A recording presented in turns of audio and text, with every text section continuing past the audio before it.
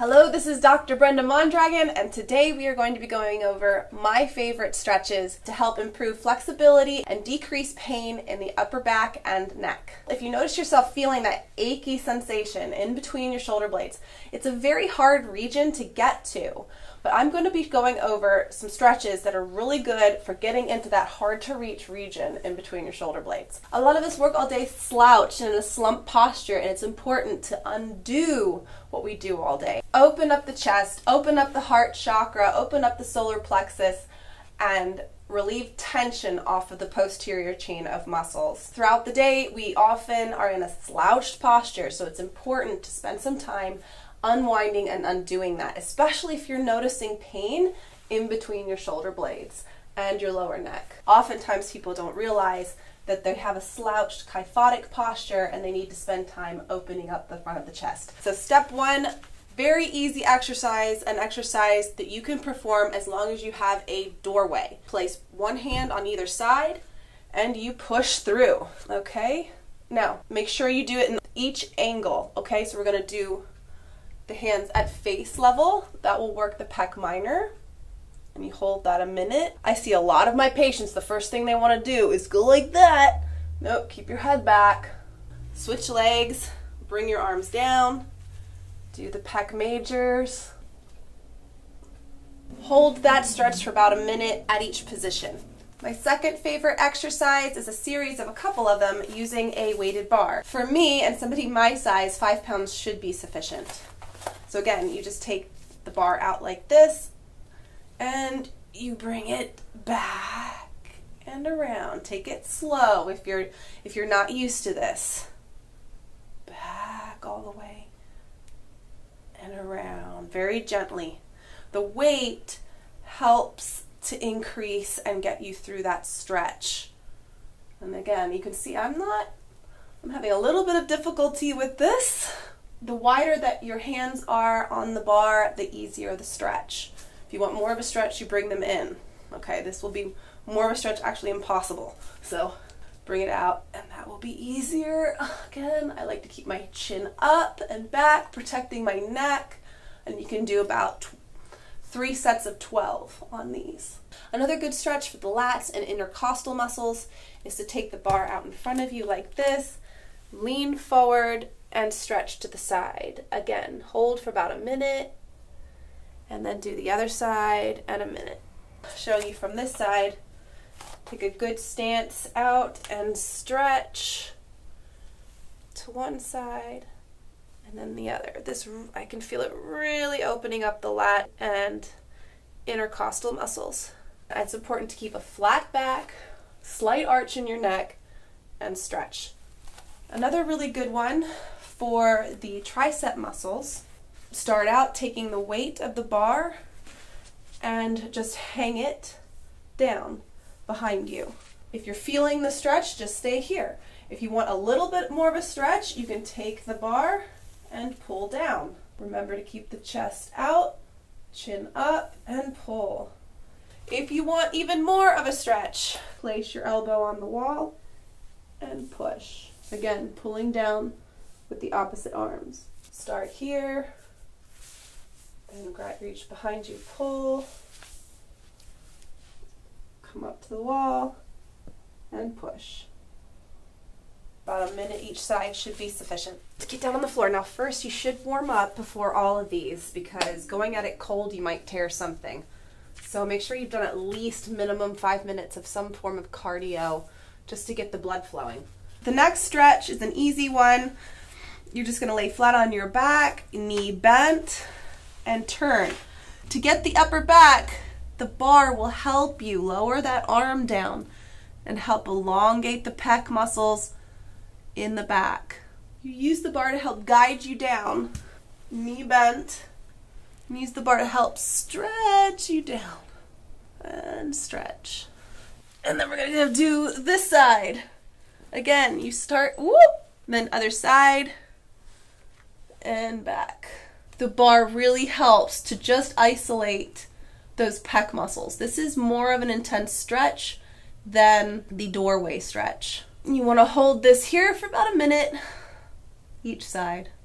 Most of my subscribers are men, and they don't have the flexibility that I have. So I'm going to try to take it step by step for you guys. Okay, so first, steady yourself. I'm doing the left side like this.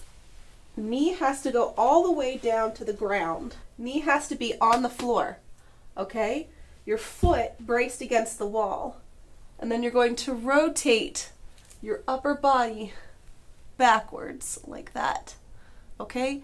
A lot of guys say that they feel a really nice stretch in their piriformis muscle. Again, this is where the sciatic nerve is. So you're kind of getting a double stretch here. But again, I use this stretch to stretch open my pec muscles, especially on the right here. But for guys that feel that their knee is coming up, you want to go ahead and brace that down on the floor, putting your foot against the wall to stabilize the bottom half of you. Knee on the floor, foot on the wall, and back and stretch. The knee has to be on the floor. Don't let it come up. You're taking all of the force out of the pec. So make sure the knee is on the ground and your upper body is going back. If you're just here, you use the weight to help lower that arm down, okay? So if you're just to here, that's fine. If you can get your arm back, it's a good stretch for your mid-back. I'd rather you just stay here because I don't want a lot of torque on the lower back. You should not be feeling it in your low back. I only want it here and up here. Down here, don't go any further, just stay here. I have a set that I bought on Amazon of different types of balls, and it came with this spiky ball, and it's not squishy at all. The benefit of this is that when you feel like you're ready for more of an intensity in massaging, the spiky ball actually really is quick to improve blood flow. You just cannot use it with as much pressure. But if you can tolerate the spiky ball, it will get you the results you want quicker. You can start out kind of just massaging it here and up onto the neck. And then if you really want to go for it, here's my scapula right here. I start up here at about the T1 rib and I drag it on down the medial aspect of my scapula. And you roll up and down. Now, it doesn't take a lot of pressure because, again, the spiky ball is intense. If it's too intense, this comes with this kind of a ball. I like these because they're more firm than a tennis ball and they don't have those ridges, so I don't get lost on track. So I take this behind, find a spot, and push into it. Okay, right along. So I start here, right at T1, roll, my hair's getting caught, and I roll. Make sure your hair is pulled out of the way, and go. Oh, dang mopeds. Right there. Whatever you do to one side, do to the other. Again, start lower. Don't start up high. You'll have nowhere to go. And go for it. When you come to an area that's hot or sore, stay there and put a little bit of pressure into it. You won't hurt yourself like this. But keep in mind, a little does a little good, and a lot does not do necessarily a lot of good. When it gets hot and you can feel the blood flowing, you've done enough. In this package, it also came with a peanut type of device. You've seen me review products such as the Ma roller. This is definitely softer than this. I personally like something more firm, but if you're not quite up to it, this one came with a little peanut device. I have a feeling this probably won't be as intense, but let's try it out. Okay, so I'm going to start at about T12, thoracic region. And yeah, no, it does work. If you do feel a little bit of soreness, just stay there. If you feel it softening up and you want more pressure, you just simply raise your hips. Let's see if I can find another one. Yep, there's one. I like to place my arms over my head just to create more of a fulcrum. Roll down until you find one and then press into it. What I do like about this one is that you can get it in between the shoulder blades, which is such a hard area to get yourself. So I found a spot in between my shoulder blades that's extra sore. You can do one of two things. You can cross your elbow and kind of work into it like this, If you have a strong core, you can lower your hips and also roll into it like that. And I can definitely feel more soreness on my left. So I am going to push into that. Again, just let the ball kind of marinate and tenderize that muscle. Oh, I wonder if I can even get up into my neck. I haven't found too many products that can get up into the neck. No. It's not really doing anything for my neck. So let's try the other little ball that they gave, which is this one.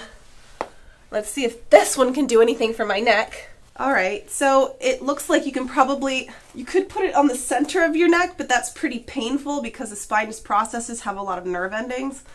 No, this is really not working. This is just too big. Okay, I'm gonna use that little tiny black one on your neck. Yeah, so let's try the ones that I used for the plantar fasciitis. Let's see if those are smaller. All right, so in my previous video, I was using these 3 balls for the plantar fasciitis. Let's see if I can't get any of these to work for the neck. This one is a little smaller than this one. This one was just too big. No, I can't. There really just isn't a way to massage it on the floor. Let's try the wall. The only thing I don't like is I have to flex my neck forward to get it. It really is tugging on my hair. It does kind of. Here's the spine here, and I'm going just lateral to it and tucking my chin. It does massage it if you have good coordination, but you're going to have to really have some coordination to get into those muscles. I think I like my massage cane better, but it does provide a different kind of pressure. I'm still on the hunt for something that can properly massage the neck. I mean, it does a decent job. I'm not sure if you can see, but it really is pulling on my hair. Your neck is red. Oh, all right. Well, then I guess it's working. Yeah, it is getting the posterior aspect there of the paraspinal muscles, but tearing my hair as it does it. If you don't have any hair, you're all right. I will leave a link to my massage cane video where I go over neck massage techniques. I am just not really able to use these to do the neck, but they're great for the mid-back. Another important tip that people often forget about and neglect is to work on the front pecs. Even though we use the peanut to work on the back and the rhomboids and paraspinal muscles, you can also use this one to make sure that you get the pecs. So how do we do this? There's a sweet spot right here.